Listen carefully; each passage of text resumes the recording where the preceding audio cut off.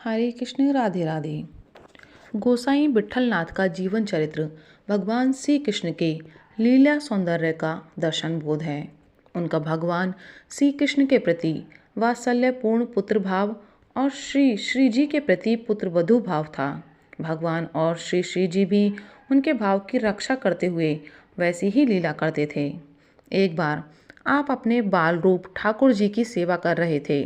अचानक ठाकुर जी को एक बंदर दिखाई दे गया और वे डरकर आपकी गोद में छिप गए। यह देखकर आपको बड़ी शंका हुई कि एक छोटे से बंदर को देखकर जब ये डर गए तो त्रेता युग में पर्वताकार वानर भालुओं को साथ लेकर इन्होंने रावण कुंभकर्ण आदि भयंकर राक्षसों से युद्ध कैसे किया होगा।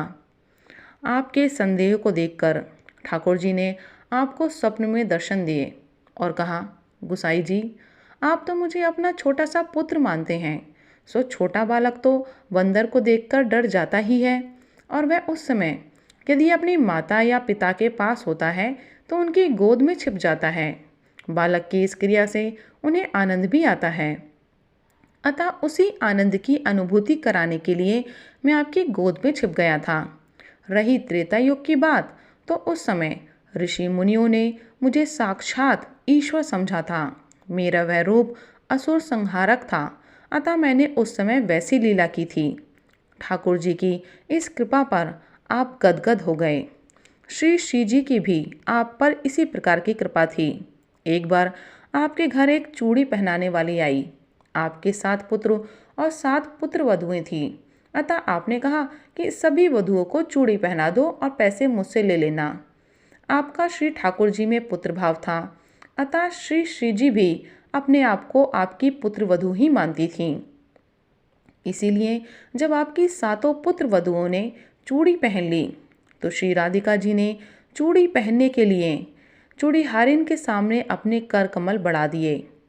सौंदर्य के सारे उपमान मिलकर भी जिन हाथों की उपमा नहीं दे सकते, उन्हें अपने सम्मुख देखकर चूड़ीहारिन तो सहसा भाव विभोर हो उठी। कुछ देर बाद जब होश आया तो जैसे तैसे चूड़ी पहना पाई। इसके बाद जब चूड़ीहारिन आपसे पैसे मांगने आई तो विचित्र स्थिति हो गई।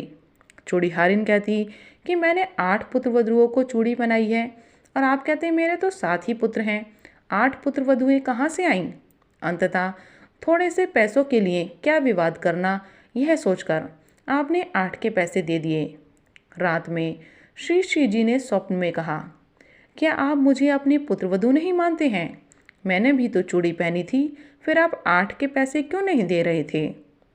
आपने ही तो कहा था कि सब पुत्रवधुओं को चूड़ी पहना दो, इसलिए मैंने भी चूड़ी पहन ली। श्री श्री जी के वचनों को सुनकर आप आनंद विभोर हो गए।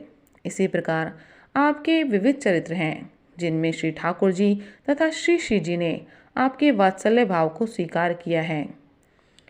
प्रभु प्रेमियों, आप भी अपनी श्रद्धा, प्रेम और विश्वास बनाए रखिए और फिर देखिए ठाकुर जी के चमत्कार। राधे राधे। हरे कृष्ण।